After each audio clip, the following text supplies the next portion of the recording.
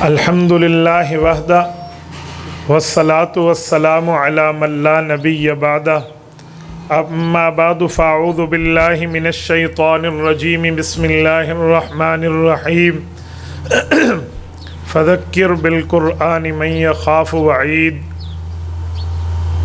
عن عثمان بن عفان رضی اللہ تعالی عنہ قال قال رسول اللہ صلی اللہ علیہ وسلم خیرکم من تعلم القرآن وعلمہ رواہ الامام الہمام البخاری فی صحیحہ صدق اللہ العظیم وبلغنا رسولہ النبی الامی الکریم ونحن علی ذلک لمن الشاہدین والشاکرین والحمد للہ رب العالمین۔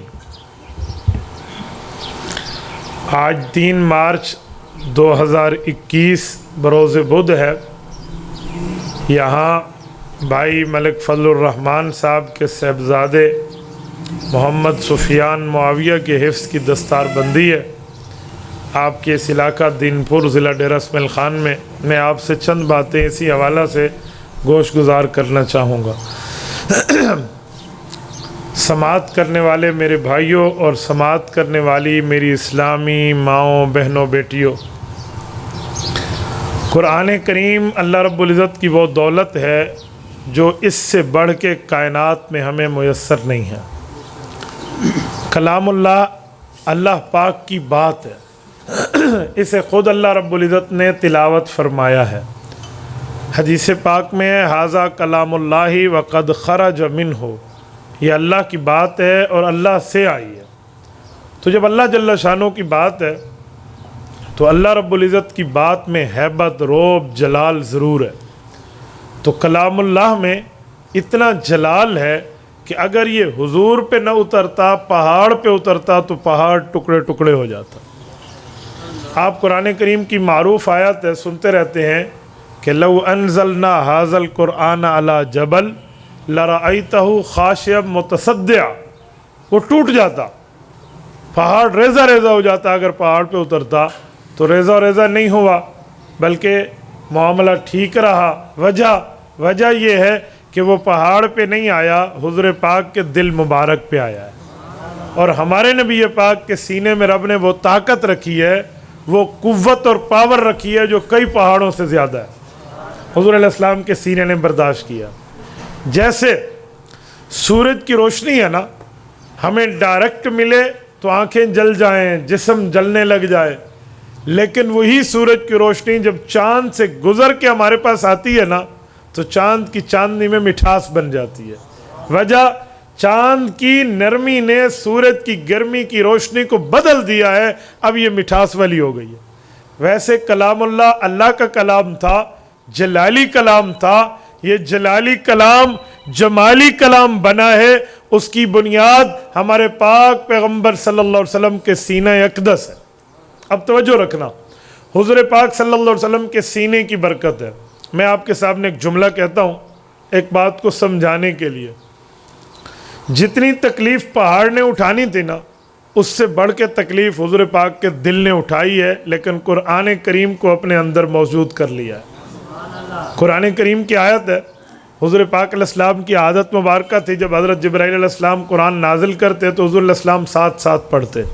اللہ پاک نے منع فرما دیا لا تحرک بہ لسانک لتعجل بہ ان علینا جمعہ وقرآنہ، آپ ساتھ مت پڑھیے اس فکر سے کہ بھول جائے گا، یہ بھول جائیں، یہ نہیں ہو سکتا، اس کا پھیلانا بھی ہماری ذمہ داری ہے، اس کا پڑھوانا بھی ہماری ذمہ داری ہے۔ تو حضور پاک علیہ السلام نے ساتھ نہیں پڑھا، پھر جب حضرت جبرائیل نے پڑھ لیا اس کے بعد اللہ کے رسول پڑھتے، تو یہ کلام اللہ آ گیا۔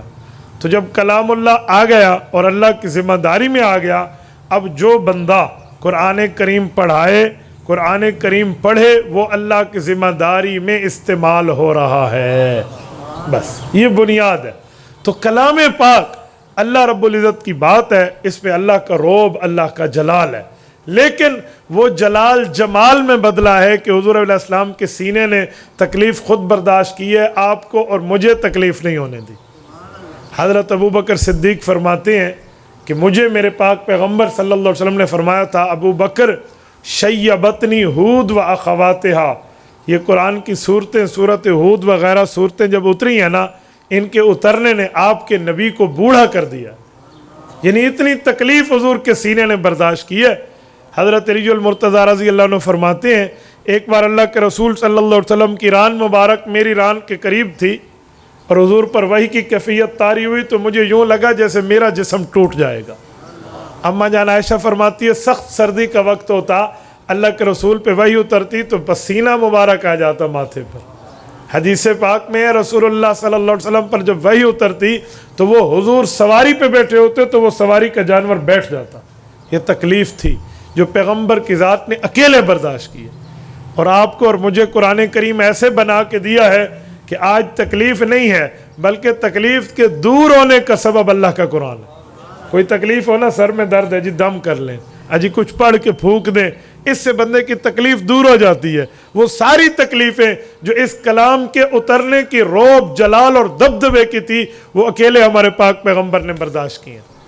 اور میرے بھائیوں، حضور علیہ السلام کا اکیلے برداشت کرنا یہ ہمارے اوپر وہ احسان ہے کہ رہتی دنیا تک ہماری نسلیں بھی قرآن کریم کا احسان اتارنا چاہیں تو حضور کا نہیں اتار سکتے۔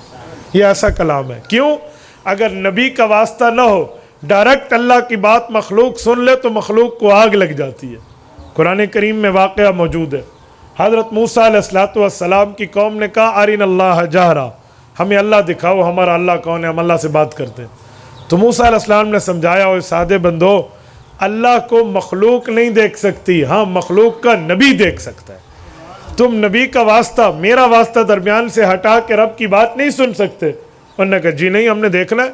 70,000 بندوں نے مل کر 70 بندوں کو اپنا سفیر بنایا کہ انہیں آپ ساتھ لے جائیں اور کوہ طور پہ بٹھائیں، اور جیسے آپ اللہ سے بات کرتے ہیں یہ بھی کریں، تاکہ ہم کہہ سکیں ہم نے اپنے اللہ، اپنے خالق کی بات سنی ہے۔ تو 70 بندوں کو لے کر حضرت موسیٰ علیہ السلام پہاڑ پہ آئے، کوہ طور پہ، اور دعا کی میرے مولا یہ ان کی خواہش، ان کی درخواست، ان کی منشا، ان کی مرضی یہ ہے۔ اللہ نے فرمایا لن ترانی، ہرگز نہیں دیکھا جا سکتا۔ مخلوق خالق کو کیا دیکھے گی؟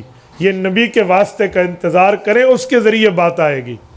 میرے مولا ان کا اصرار ہے کہ اچھا موسیٰ آپ دیکھو، اس پہاڑ کو دیکھو، ان استقر مکانہ، یہ اگر اپنی جگہ پہ ٹھہر گیا نا تو پھر انہوں نے اللہ کو دیکھ لیا، اللہ نے تجلی اتاری، تو اس تجلی کی ہیبت اتنی تھی کہ یہ 70 بندے مر گئے، سارے جو دیکھ رہے آئے تھے نا وہ مر گئے۔ حضرت موسیٰ علیہ السلام خر موسیٰ صاعقہ، حضرت موسیٰ علیہ السلام گرے اور بے ہوش ہو گئے۔ کچھ ٹائم بعد حضرت موسیٰ علیہ السلام کو ہوش آیا، کیونکہ بے ہوش تو زندہ ہی ہوتا ہے۔ جب ہوش آیا تو ان کو دیکھا نا تو حضرت موسیٰ علیہ السلام سمجھ گئے کہ ان کو اپنی کوتاہی کی سزا ملی ہے۔ انہیں نبی نے سمجھایا، خدا نے بتایا، لیکن یہ پھر بھی کہتے تھے ہمیں دکھائیں۔ اب نبی کے واسطے کو کراس کرنا چاہتے ہیں، تو اب یہ ہوا ہے۔ فوراً حضرت موسیٰ علیہ السلام نے اللہ سے دعا کی کہ میرے مولا غلطی ان کی ہے، کوتاہی ان کی ہے، لیکن پچھلی قوم کو میں کیسے بتاؤں گا کہ جو 70,000 بندوں کے نمائندہ بنا کر 70 بندے میں لے گیا تھا وہ بھی مر گئے۔ اگر یہ زندہ ہو جاتے تو یہ جا کر خود ان کو بتاتے کہ اللہ کو نہیں دیکھا جا سکتا، نبی پر اعتبار کرو۔ اے موسیٰ آپ چاہتے ہیں انہیں زندہ کروں؟ کا جی ہاں۔ ان 70 کو اللہ نے زندہ فرمایا، وہ اٹھے اپنے انہی کپڑوں میں دوبارہ زندہ ہوئے۔ موسیٰ علیہ السلام نے گویا یوں پوچھا بھی ہون خیر ہے؟ جی ہاں آپ سمجھ آ گئی ہے، اب اجی ہون جلو۔ واپس گئے اور قوم کو جا کے بتایا کہ اسی پر اعتبار کر لو، یہ تورات اللہ کی بات ہے، یہ حضور پاک ہمارا جو نبی حضرت موسیٰ ہے نا یہ اس کا سینہ ہے، اس نے برداشت کیا ہے، ہاں میں نہیں دیکھ سکتے۔ قوم مان گئی، بات ختم۔ میں واقعہ نہیں سنا رہا، میں ایک جملہ سمجھا رہا ہوں۔ جملہ یہ بتا رہا ہوں اگر نبی کو ہٹا دے اور خود کراس کر کے اس کی جگہ بندہ مخلوق خالق سے بات کرے تو بندہ جل جائے، لیکن ہم نے حضور علیہ السلام کو کراس نہیں کیا۔ امت محمدیہ نے حضور کا رتبہ درمیان سے ہٹایا نہیں ہے، بلکہ اللہ کی بات کو رسول اللہ کے ذریعے امت نے حاصل کیا ہے۔ تو ہمارے لیے قرآن شفا بن گیا ہے۔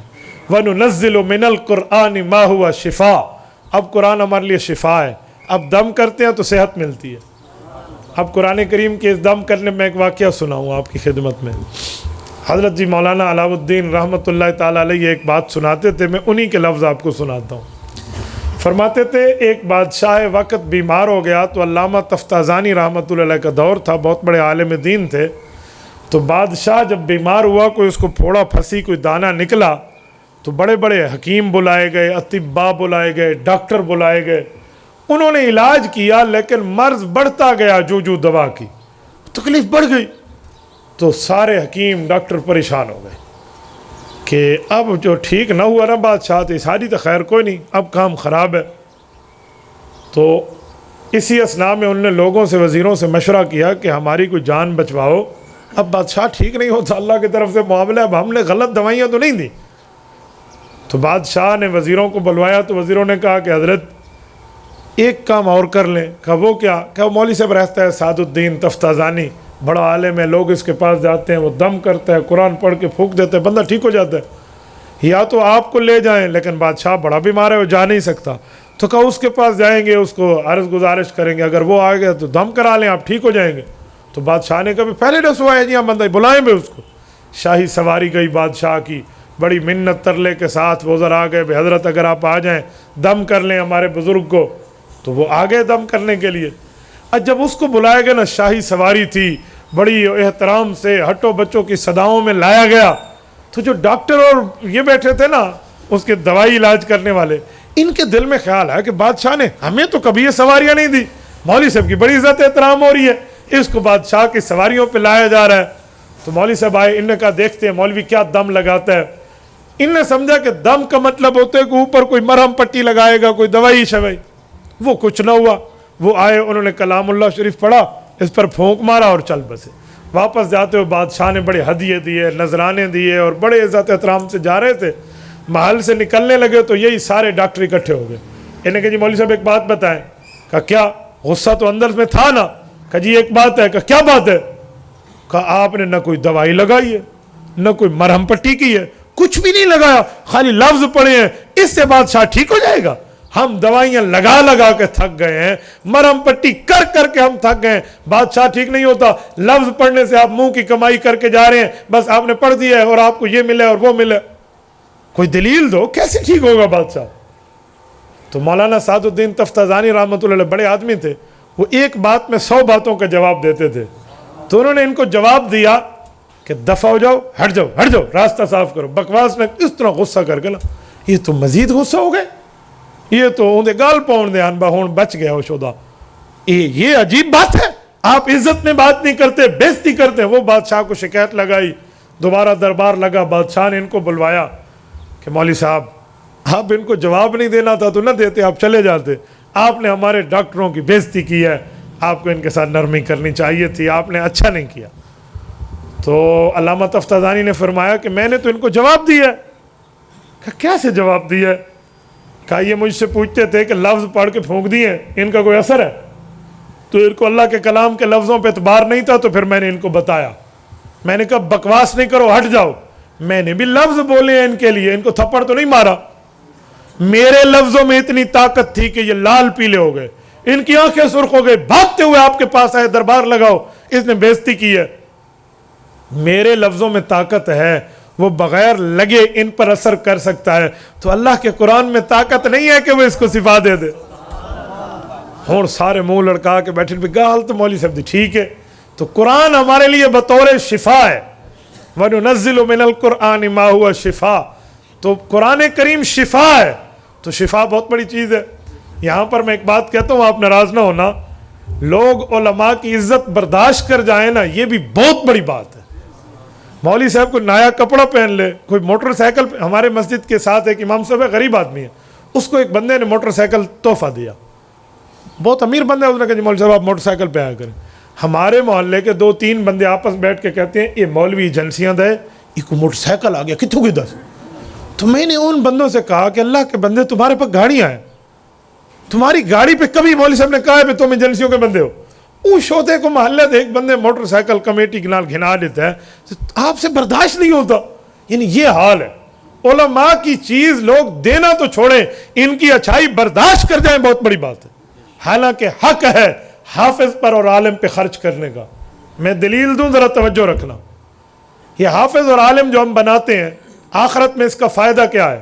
آپ نے حدیث سنی ہوگی، حضرت علی المرتضیٰ فرماتے ہیں کہ جو بندہ قرآن کریم پڑھ جائے گا، کل قیامت کے دن اپنے 10 رشتہ داروں کی سفارش کرے گا. عشرۃ من آل بیتی کلہم وجبت علیہ النار، جن پر جہنم واجب ہو چکی ہوگی یہ سفارش کر کے ان کو جنت میں لے آئے گا. حافظ ہے اور ماں باپ کے سر پہ تاج تو علیحدہ ہوگا. تو یہ ہمارا سفارشی ہے یا نہیں ہے؟ بولیے. سفارشی کو کھلایا بھی جاتا ہے، پلایا بھی جاتا ہے، عزت احترام بھی کی جاتی ہے، اور پھر بھی احسان سفارشی کا ہوتا ہے. آپ کسی بندے کو لے جائیں صدر پاکستان کے پاس سفارش کرانے کے لیے اسلام آباد، آپ گاڑی خود کریں گے، اس گاڑی میں پیٹرول آپ نے ڈالنا ہے، راستے میں ٹھہرا کے کھانا آپ نے اچھے ہوٹل سے اس کو کھلانا ہے، ادھر اس نے سفارش کرنی ہے تو تو سوالا ہو کہ ہاتھاں تے چاہ کے عزت احترام نال گلنا سو تے شابش والی اسے دیو سی. کیوں؟ یہ سفارشی ہے، اس نے ہمارا کام کرا ہے. بابا حافظ اللہ کی دربار میں سفارشی ہے. حافظ اس جگہ سفارشی ہے جس جگہ آخرت میں کوئی کسی کو دیکھے گا ہی نہیں کہ یہ مجھ سے نیکی نہ لے لے. یوم یفر المرء من اخیہ، قرآن کہتے ہیں ایک دوسرے سے بھائی بھی بھاگ جائیں گے، ماں باپ سے بھاگ جائیں گے، بیوی خاوند سے بھاگ جائے گی کہ نیکی نہ مانگ لے، خاوند بیوی سے بھاگ جائے گا کہ شڈیونی نہ پوے. اس جگہ حافظ سفارش کرے گا. تو یہ ہمارا سفارشی ہے. سفارشی پہ تو کچھ لگانا چاہیے، بندے کو زیادہ عزت ملتی ہے. نہیں صاحب کو کوئی بھی دے تو میں تو برداشت نہ چیزی بشودہ ایک کھاندہ کیوں ہے. میں جب بھی کسی بندے کو ترغیب دیتا ہوں نا کہ بچے کو عالم بناؤ، حافظ بناؤ، تو وہ ہم سے ایک سوال ہر بندہ پوچھتا ہے، اور وہ سوال نہیں ہے، وہ شرارت ہے. وہ کیا سوال؟ حضرت قاری صاحب بیٹھے ہیں، ہم سے بڑے بھی ہیں، بزرگ بھی ہیں، شاید ان سے بھی پوچھتے ہوں. وہ سوال یہ ہے کہ جب کہنا کہ بچے کو عالم حافظ بنا لو تو کہتے ہیں کھانسی کتوں، کہتے ہیں کتوں کھانسی، کہاں سے کھائے گا. ایک بات، اب اس بات کو بند کریں، ایک دوسری بات کرتے ہیں، پھر اس کو کھولیں گے. جب کبھی کھانے کی باری آئے نا، بھی کھانا کھاتا کون ہے، تو سارے آدمی مولوی زیادہ کھانا ہے، کہتے نہیں کہتے. تو جب مولوی زیادہ کھاتے ہیں تو بچے کو حافظ عالم بناؤ، پھر زیادہ کھائے گا. جب حافظ بنانے کی باری آئے کھائے گا کہاں سے، اور جب کھانے کی باری آئے مولوی کھاتا زیادہ ہے. یہ دو باتیں مجھے آج تک سمجھ نہیں آئی. بھئی گنجائی ہے تے وڈے وال ہی نس، اے نہیں تھی سکتا. گڈائی ہے تے بھجانی چی نمبر 1 نے، اے نہیں تھی سکتا. درزی ہے تے اندھا ہی ہے، نہیں تھی سکتا. بھئی وہ مولوی ہے تو کھائے گا کہاں سے، پھر مولوی کھاتے زیادہ ہیں. یہ دو باتیں اکٹھی نہیں ہو سکتی. تو اس لیے سفارشی اس پہ خرچ کرنا چاہیے، حافظ پہ، عالم پہ، دین والوں پہ خرچ کرنا. یہ وہ پیسہ بھی بہت مبارک ہے جو ان پہ خرچ ہوتا ہے. کیوں؟ وقت کے نبی پر پیسہ لگانا یہ عزت والا پیسہ ہے، اور جب نبی نہ ہو پھر نبی کے وارث پر مال لگانا یہ سب سے زیادہ عزت والا مال ہے. وہ نبی کے وارث پہ لگ رہا ہے، کہندی بوتھی سونی نہیں جو کو ملتا پہ ہے. وہ آپ نے میری عزت کی ہے، آپ نے میرے سر پہ پھول بکھیرے ہیں. ان حفاظ قراء کی عزت ہے، اس کی وجہ سارے بوتھیاں نہیں، دین ہے. اس کی وجہ کسی کی بات نہیں ہے، اللہ کا قرآن ہے اور نبی کا فرمان ہے. آج اس بچے کا سر پہ ہم پگڑی رکھیں گے، کیوں رکھیں گے؟ اس کے دل میں اللہ کا قرآن آ گیا ہے. تو اصل عزت اس کی ہے، اس کی عزت کی وجہ سے بندے کو عزت کرنی چاہیے. اور آج یہ عزت نہیں ہے. ہم وہ قوم ہیں جو 1 گھنٹے کی موسیقی پر میراثیوں کو 30,000 دیتے ہیں، لیکن پورے 30 دن نمازیں پڑھانے پر اس حافظ کو 6,000 دیتے ہیں. ایمان سے بتائیں اس قوم میں میراثی پیدا ہوں گے یا حافظ پیدا ہوں گے؟ بات یہ حال ہو سی نا، یہی ہوگا نا. میں حیران ہو جاتا ہوں بعض اوقات کہ ہمارا خرچ کہاں پر ہو رہا ہے، ہمارا مال کہاں پہ لگ رہا ہے، دین والے پہ یا بے دینی پہ. میرے دوستو ہمیں کچھ سمجھنا چاہیے کہ دین اپنے بچوں کو پڑھائیں، دنیا میں بھی عزت ملے گی، آخرت میں بھی عزت ملے گی. اللہ معاف کرے، میں ایک جنازہ پڑھانے گیا. میں آپ کو ایک جملہ سناتا ہوں، یہ ڈی اے خان کی بات ہے، میں کسی کا نام نہیں لیتا تاکہ غیبت نہ ہو. میں آپ کو صرف ایک واقعہ سناتا ہوں. ایک جنازہ پڑھانے میں گیا، میں نے جنازے کی بات بتائی اور یوں منہ قبلے کی طرف کر کے ایسے نیت پہ ابھی ہاتھ اٹھانے لگا تھا کہ میرے اس بازو کو ایک بچے نے پکڑا. میں نے پیچھے دیکھا، 12ویں 13ویں کلاس کا لڑکا ہوگا. مجھے کہتے ہیں مولوی صاحب میں اسے پہچانتا تھا، اس بندے کا بیٹا ہے جس کا والد سے فوت ہو گیا. مجھے کان میں کہتے ہیں ایکسکیوز می مولانا مجھے جنازہ نہیں آتا، میں 3 بار قل واللہ پڑھ لوں. یہ میری اپنے کنا سنی گا حال ہے. مجھے بتائیں ایک بندے کا والد فوت ہو گیا، اس تعلیم کا کیا فائدہ جس تعلیم نے باپ کو آخری تحفہ جنازے کا بھی نہ دے سکے. ایک بندے کی اس دن بیٹی فوت ہو گئی ہیں، اللہ پاک اس کو اجر عطا فرمائے. چھوٹی بیٹی تھی، جب جنازہ پڑھنے کے لیے ہم ٹھہرے نا تو مجھ سے کان میں پوچھتا مولوی صاحب اللہم اجعل ہولنا ہے یا حالنا ہے. دھی دا پیو بڑھ گیا تو جنازہ پڑھن نہیں آتا. مجھے بتائیں یہ ہمارے حال ہے. اس نہج پر ہم پہنچ چکے ہیں. اس کی بنیادی وجہ صرف ایک ہی وجہ کہ ہم دین سے دور ہیں. میرے دوستوں ہمیں دین کے قرب لینا چاہیے, دین کے قریب آنا چاہیے. قرآن کریم, حدیث پاک, علم, یہ بہت بڑی چیز ہے, بہت بڑی عزت ہے. اور عالم اور حافظ وہ ہے جو آگے ٹھہرتا ہے, پیچھے دنیا ٹھہرتی ہے. اسی لیے میں کہتا ہوں حافظ اور عالم کے آگے نہ بڑھو. کیوں؟ حافظ عالم کے پیچھے ٹھہرے ہوتے ہیں نا تو صف میں ٹھہرنے والے زندہ ہیں. جو حافظ عالم کے سامنے آ جاتا ہے تو آپ سمجھو جا مولوی دیکھو جرا ودا پیے تو مویا نہ ہوتا جنازہ پڑھنے دا پہ. اس لیے علماء اور حفاظ کے پیچھے چلیں, ان کی عزت رکھیں. یہ عزت بہت بڑی چیز ہے, بہت کمال کی چیز ہے. یہ ہمیں اس وقت فائدہ دے گی جب قیامت کا منظر ہوگا. خوش قسمت ہیں وہ والدین جن کی اولاد قرآن کریم کو اپنے سینے میں سجا چکی ہے. خوش قسمت ہیں وہ لوگ جن کی گھر میں قرآن کریم کا حافظ, قرآن کا عالم موجود ہے. میرے دوستو یاد رکھیں, کوئی کتنے پیسے والا کیوں نہ ہو, کوئی کتنا غریب کیوں نہ ہو, اللہ کی نظر میں انسان برابر ہے. لیکن فرق کس چیز کا ہے؟ قرآن کریم کہتا ہے یا ایھا الناس انا خلقناکم من ذکر و انثی وجعلناکم شعوبا وقبائل لتعارفوا. کہ لوگوں ایک ماں باپ سے ہم نے آپ کو پیدا کیا, حضرت آدم اور اماں حوا علیہم السلام. لیکن جو تمہاری قومیں ہیں, قبیلے ہیں, یہ صرف تعارف کے لیے ہیں. وَقَبَائِلَ لِتَعَارَفُوا, جسٹ فار انٹروڈکشن. یہ جو آپ کی قومیت ہے صرف تعارف کے لیے ہے. اور عزت کس چیز کی ہے؟ ان اکرمکم عند اللہ اتقاکم, نیکی اور تقوی کی عزت ہے. تو نیکی کی عزت ہے. یہ عزت قیامت میں اسے ملے گی جس کے پاس دین زیادہ ہوگا. میرے دوستو اس بنیاد پہ اپنی اولادوں کو دین پڑھائیں, اپنے بچوں کو پڑھائیں. خود نہیں پڑھ سکا بندہ اپنی اولاد کو پڑھائے.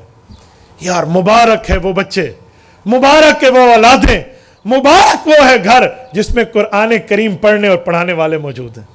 اور میں ایک جملہ مزید کہتا ہوں, آپ کے بچے کچھ بڑے ہو جائیں, مسجد میں پیشاب نہ کریں, ایسے نہ ہو, تھوڑے بڑے ہو جائیں, انہیں اپنے ساتھ نمازوں میں لے کر آیا کرو, اگرچہ وہ نماز نہ پڑھیں.